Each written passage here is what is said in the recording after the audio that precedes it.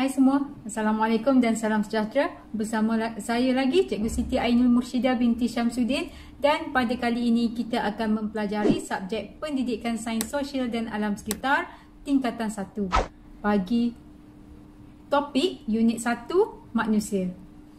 Okey, sebelum kita teruskan dengan pembelajaran kita pada hari ini, mari kita lihat dulu pengenalan untuk topik ini. Okey, bagi unit 1 manusia, kita lihat apakah standard kandungan untuk topik ini. Okey, 1.1 iaitu organ deria manusia. Okey, dan standard pembelajaran di mana 1.1.1 adalah murid berupaya menamakan organ deria manusia, iaitu mata, hidung, telinga, kulit dan juga lidah. Okey, dan bagi 1.1.2, murid perlu menyatakan fungsi bagi organ deria manusia.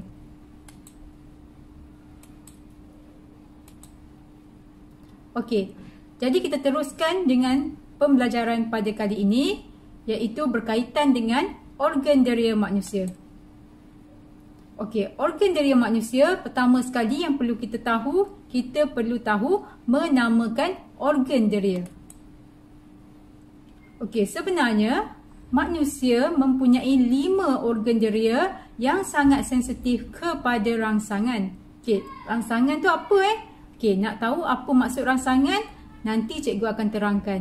Sebelum tu, kita kena tahu dulu apakah 5 organ deria manusia tersebut. Okey, jadi kita tengok apakah 5 organ deria ini.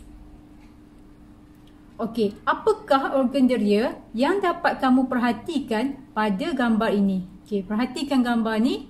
Boleh tak nyatakan pada cikgu apa organ deria yang boleh kita kenal pasti pada gambar baby ni, gambar budak kecil ni. Okey. Jadi kalau kita tengok di sini, okey, kita boleh nampak organ deria yang pertama iaitu mata. Okey. Organ deria yang kedua adalah hidung. Organ deria yang seterusnya adalah telinga. Dan kita ada satu lagi organ deria iaitu lidah. Organ deria yang kelima adalah kulit. Okey, baiklah. Kita tengok yang seterusnya. Okay, setelah kita mengenal pasti, kita tahu menamakan organ-organ deria ini, kita perlu tahu fungsi bagi setiap organ deria ni. Okay, jadi kita lihat kepada fungsi organ deria. Okay, setiap organ deria mempunyai fungsi yang tersendiri. Organ deria digunakan untuk mengesan rangsangan dan gerak balas yang berlaku. Okay. Jadi, nak tahu rangsangan dan gerak balas? Nanti kita akan tengok rangsangan dan gerak balas. Dan untuk yang ini, kita akan lihat kepada fungsi bagi organ deria. Pertama, kita lihat fungsi bagi organ deria mata. Okey, sudah tentu mata kita gunakan untuk melihat.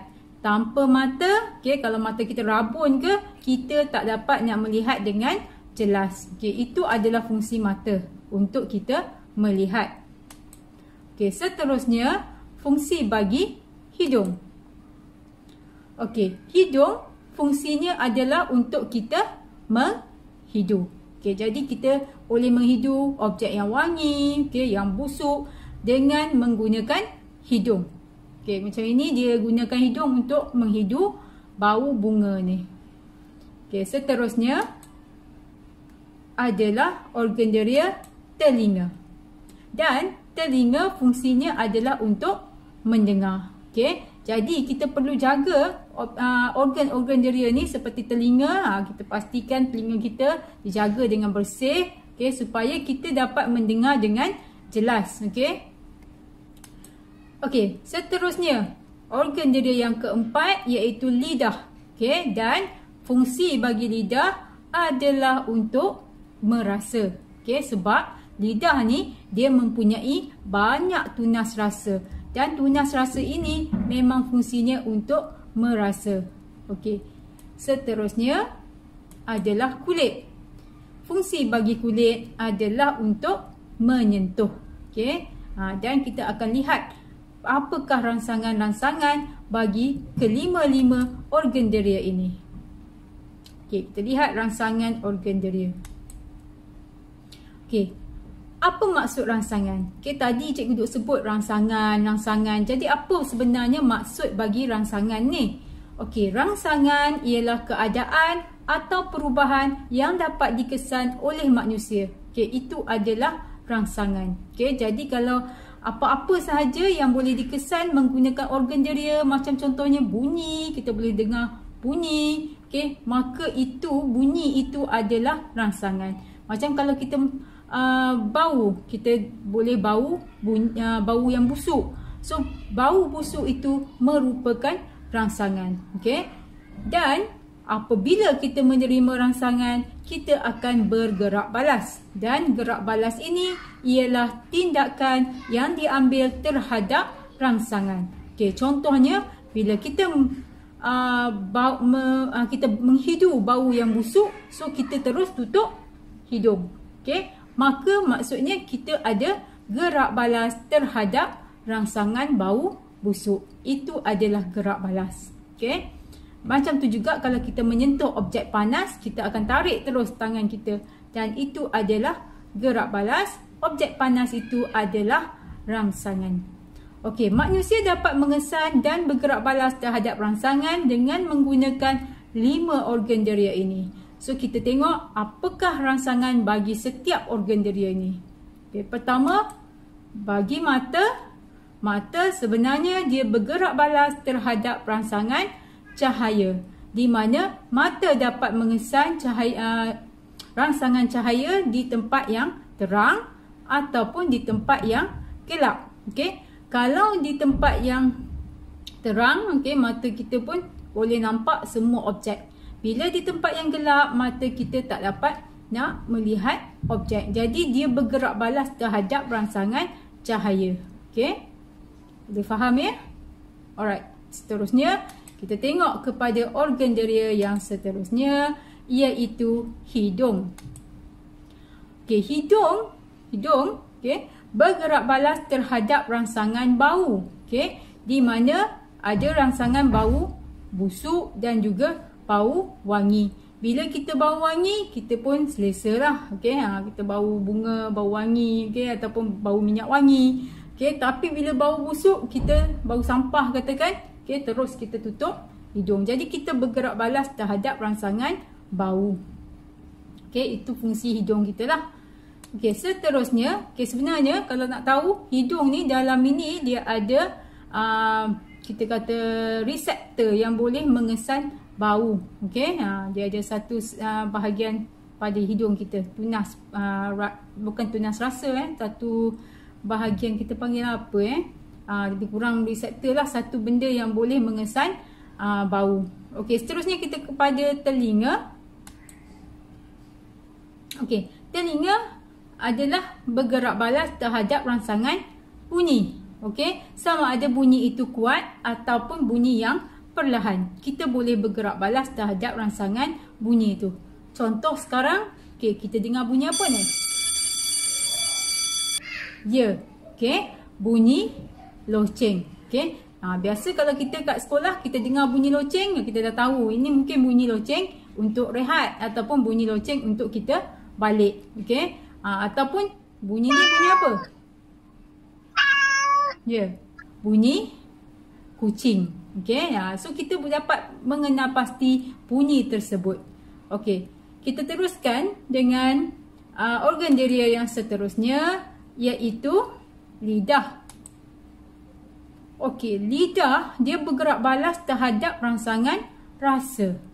Macam mana dia bergerak balas terhadap rangsangan rasa? Contohnya kalau kita tengok pada gambar ini, dia sedang makan aiskrim. So dia bergerak balas terhadap rangsangan rasa bagi aiskrim tu. Jadi kita tengok pada lidah kita, perhatikan gambar rajah ni, pada lidah kita ini sebenarnya mempunyai 4 tunas rasa yang peka terhadap rasa yang berbeza, iaitu peka terhadap rasa manis, masin, masam dan pahit. Okey, perhatikan kedudukan tunas rasa di sini. Okey, yang ini kena ingat Okey. Kalau untuk rasa manis di bahagian yang paling depan lidah kita, okey, itu adalah untuk rasa manis. Dia boleh mengenal pasti rasa manis.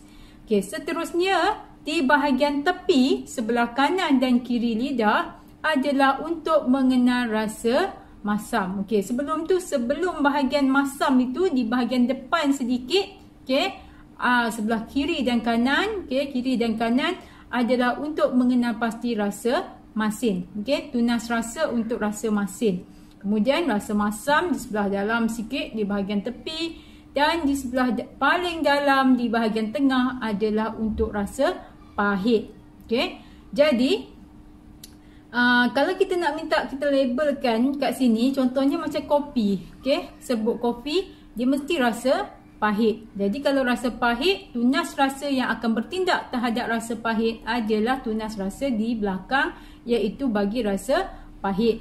Okey. Dan di sini adalah untuk rasa manis. Okey, kita tengok di sini iaitu gula-gula, di mana tunas rasa di bahagian depan berfungsi untuk rasa manis. Seterusnya untuk masin, ini dia telur masin, of course rasa masin, maka tunas rasa masin akan berfungsi apabila kita makan makanan-makanan yang masin. Begitu juga dengan limau yang masam akan dikesan oleh tunas rasa masam. Okey, itu fungsi bagi tunas rasa. Okey,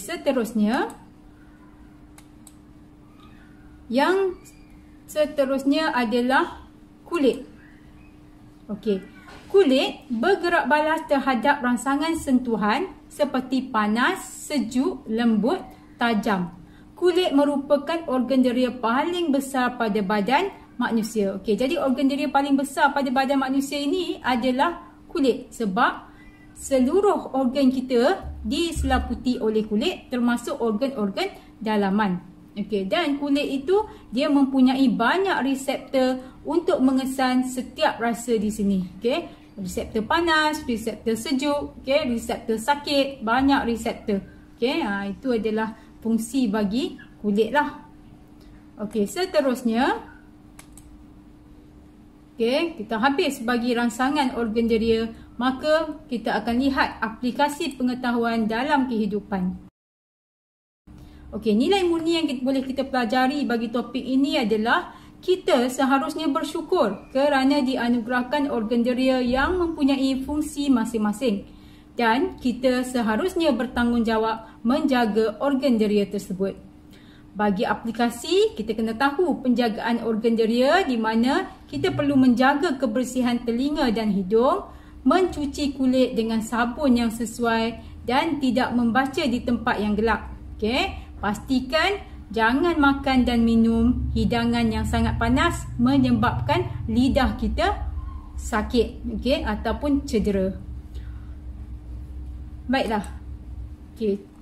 Setakat ini itu sahaja untuk topik unit 1 manusia. Okey. Jadi kita kalau video ini membantu, sangat-sangat membantu, mohon like, share dan juga subscribe ke YouTube channel Cikgu Ainul. Okey, jadi jumpa lagi pada topik yang akan datang. Okey, berhenti saja di sini. Okey, jumpa lagi pada topik yang akan datang. Okey, bye-bye semua.